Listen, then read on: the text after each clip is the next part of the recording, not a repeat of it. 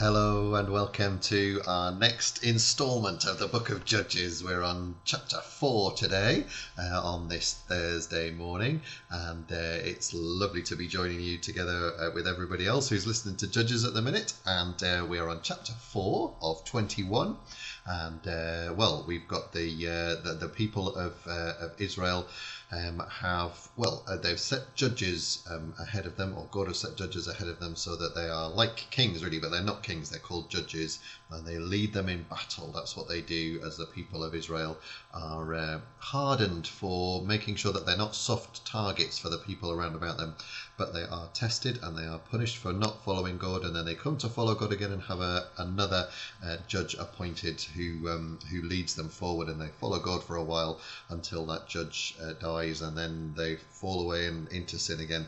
And we're going to find out what happens with another judge today. We looked at Ehud yesterday and Oliad, I think it was. What was it? Othniel, that's right, was the other one. Othniel and Ehud were two of the judges we listened about yesterday. Today we're going to hear about Deborah, a wonderful, powerful woman in the Old Testament. So here we are, chapter 4. We're reading the contemporary English version. This is chapter 4 of the book of Judges. After the death of Ehud, the Israelites again started disobeying the Lord. So the Lord let the Canaanite commander King Jabin of Hazor conquer Israel. Sisera, the commander of Jabin's army, lived in Harosheth HaGoyim. Jabin's army had 900 iron chariots, and for 20 years he made life miserable for the Israelites, until finally they begged the Lord for help.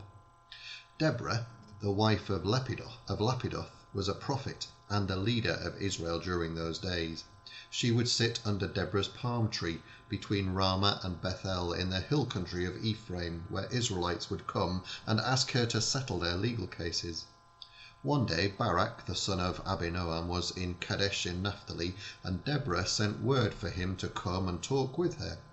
When he arrived, she said, "I have a message for you from the Lord God of Israel. You are to get together an army of 10,000 men from the Naphtali and Zebulun tribes and lead them to Mount Tabor. The Lord will trick Sisera into coming out to fight you at the Kishon River. Sisera will be leading King Jabin's army as usual, and they will have their chariots, but the Lord has promised to help you defeat them." "I'm not going unless you go," Barak told her. "All right, I'll go," she replied. "But I'm warning you that the Lord is going to let a woman defeat Sisera, and no one will honor you for winning the battle." Deborah and Barak left for Kadesh, where Barak called together the troops from Zebulun and Naphtali. 10,000 soldiers gathered there, and Barak led them out from Kadesh, and Deborah went too. At this time, Heber of the Kenite clan was living near the village of Oak in Zaananim, not far from Kadesh. The Kenites were descendants of Hobab, the father-in-law of Moses, but Heber had moved and had set up his tents away from the rest of the clan. When Sisera learned that Barak had led an army to Mount Tabor, he called his troops together and got all 900 iron chariots ready. Then he led his army away from Harosh HaGoyim to the Kishon River. Deborah shouted, "Barak, it's time to attack Sisera, because today the Lord is going to help you defeat him. In fact, the Lord has already gone on ahead to fight for you." Barak led his 10,000 troops down from Mount Tabor, and during the battle the Lord confused Sisera with chariot drivers and his whole army.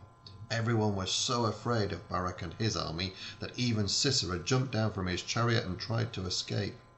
Barak's forces went after Sisera's chariots and army as far as Harosheth HaGoyim. Sisera's entire army was wiped out. Only Sisera escaped. He ran to Heber's camp, because Heber and his family had a peace treaty with the king of Hazor. Sisera went to the tent that belonged to Jael, Heber's wife. She came out to greet him and said, "Come in, sir. Please come on in. Don't be afraid." After they had gone inside, Sisera lay down and Jael covered him with a blanket. "Could I have a little water?" he asked. "I'm thirsty." Jael opened a leather bottle and poured him some milk. Then she covered him back up. "Stand at the entrance to the tent," Sisera told her. "If someone comes by and asks if anyone is inside, tell them no." Sisera was exhausted and soon fell fast asleep, and Jael took a hammer and drove a tent peg through his head into the ground, and he died. Meanwhile Barak had been following Sisera, and Jael went out to meet him. "The man you were looking for is inside," she said. "Come in and I'll show him to you." They went inside, and there was Sisera, dead and stretched out with a tent peg through his skull. That same day the Israelites defeated the Canaanite king Jabin, and his army was no longer powerful enough to attack the Israelites. Jabin grew weaker while the Israelites kept growing stronger, and at last the Israelites destroyed him.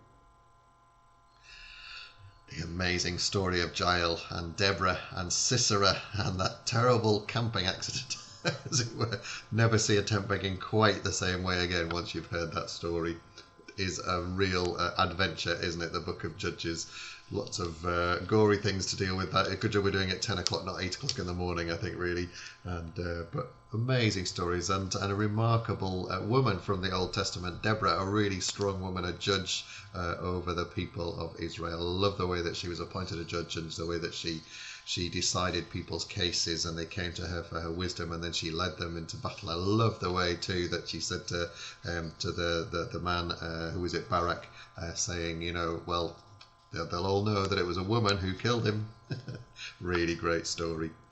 That's chapter 4. Join me tomorrow on Friday as we end the week, and come to chapter 5. Come and find out what happens. I think actually we're going to hear the same story again, but in a slightly different way.